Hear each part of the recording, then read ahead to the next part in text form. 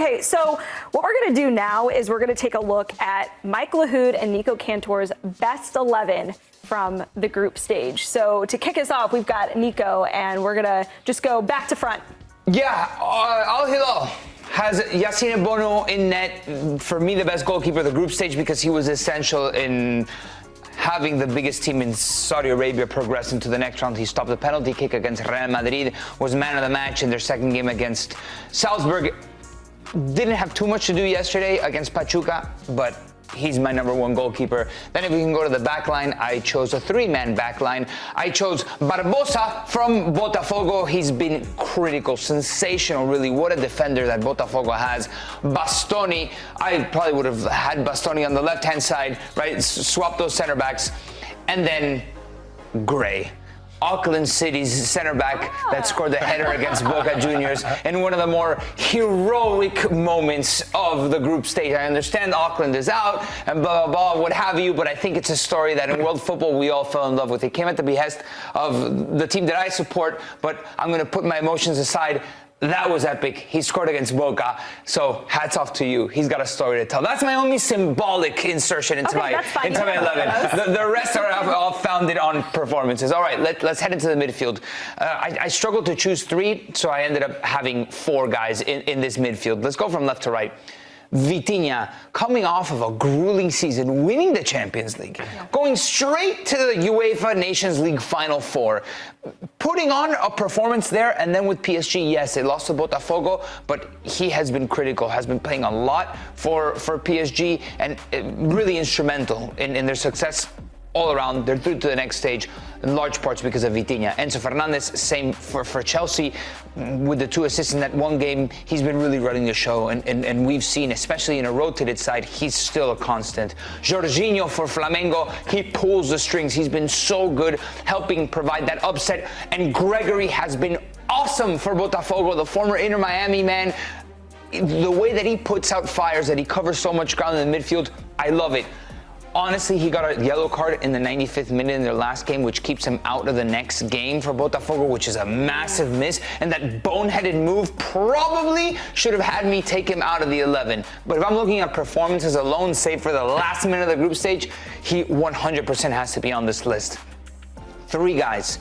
Up top, we go with Igor Jesus.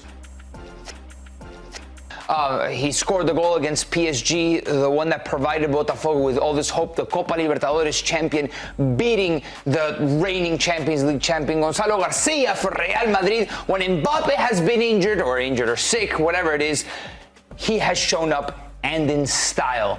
And Michael Olise, who terrorized everybody in the group stage that Bayern Munich was in, he looks good, he looks fresh, and I'm excited to see what's to come for him in this Club World Cup.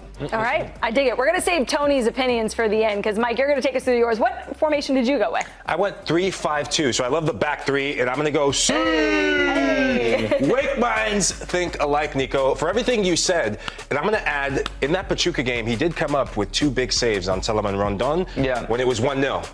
Yeah. If it's 1-1, maybe some nerves, but they still get through. Now to the back three. You got to go with Bastoni because he's the most complete defender in the entire competition right now, and he's becoming one of the best defenders in the world. Nicolas Otamendi, for me, in that Bayern match, Benfica Bayern, he's a beast. Already has a goal in this against Boca off set pieces. He's a warrior, he's a leader. He will be a big reason why Benfica will beat Chelsea in the very next round. Hot take Lahoud. Yeah, I got plenty of them. I got my hot take cannon. Who am I shooting at?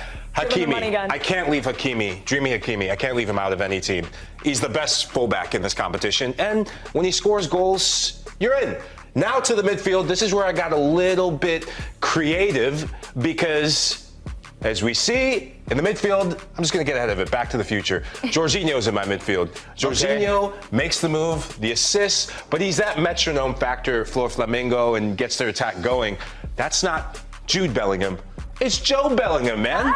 Joe Bellingham. The new move, already making an impact. Come on, you guys Tony Meola, side of relief. Pedro Neto, for me, I had question marks about him because there's a lot of competition in that wing position.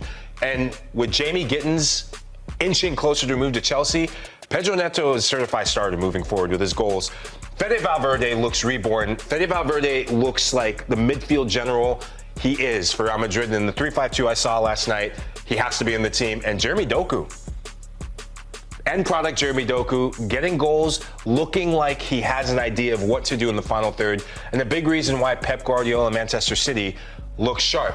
Now in the final third, this is where my hot take cannon's on all over the place because Gonzalo Garcia, yes, he has to be in there. The finish that he had in the very last match, it reminded me of Raul, a young Raul coming in and just having the composure.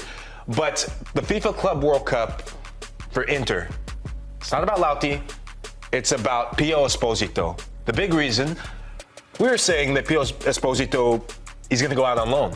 His performances have given him a lifeline that he is going to be at Inter for this season. The club wants to keep him because he has given them the confidence that he can be a squad player, he can be an impact player for Inter this season. Look at this team. You look at Gonzalo Garcia, you look at Pio Esposito on your 11. I really consider putting Esposito in there.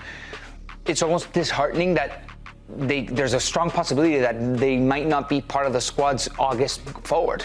So Garcia's what, 21, I think? 20 or 21, so yeah, something like and that. Esposito's a teenager still, right? 19 years old. You guys picked two. Crazy. It's incredible. I think there's 3 overlaps here, right? The goalkeeper, Bastoni, and Garcia, right? Jorginho. Oh, Jorginho. Oh, yeah. Okay, so 4 overlaps. That's pretty interesting. You guys had 2 different formations. Gray,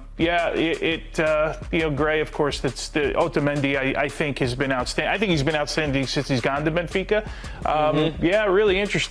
I mean, you can pick so many players, but I love the fact that these young guys are making their way. You actually wanted to choose some young guys. And then how about Gregory you have in there, right? That they couldn't find a place really in the end in Inter Miami when Busquets gets there, like to use him, and all of a sudden he's here and breaking up plays every game. Couldn't Inter Miami use Gregory? Right now, 100%. You think back to the last couple minutes, right?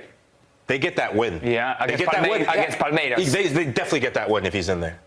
Okay, let's talk a little bit about Garcia and Esposito. You talk about how young they are. They could, not really be featured next season, whether it's like a loan or something. Who do you think is most likely to play a role next season for their respective clubs? Esposito probably, yeah. He's making a name for himself. But I think the club fears at 19 years old that he doesn't get enough minutes because they saw his growth at Spezia.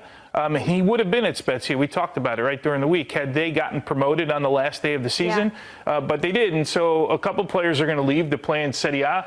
If he goes on loan, it will be somewhere in Serie A. They're trying to figure that whole thing out right now. But score goals and maybe you stay. And Gonzalo Garcia has been smashing it for Real Madrid Castilla. He's ready for the next step. It's very clear, and he has the quality to play at the professional top flight, clearly showing it for Real Madrid. But there's so much depth in those forward positions that when push comes to shove and the season gets started and those matches are grueling, I don't know if he's going to carve out a position, a consistent even with all those competitions, position. Even still, You got Rodrigo, you got Masantuono, you got Endrick, you got Arda Güler, you've got all. The list goes on and on. But as Nigel Real Coker always says, if you're good enough, you're old enough. We love you, Nige. Got a whole book of Nigelisms that we could go through.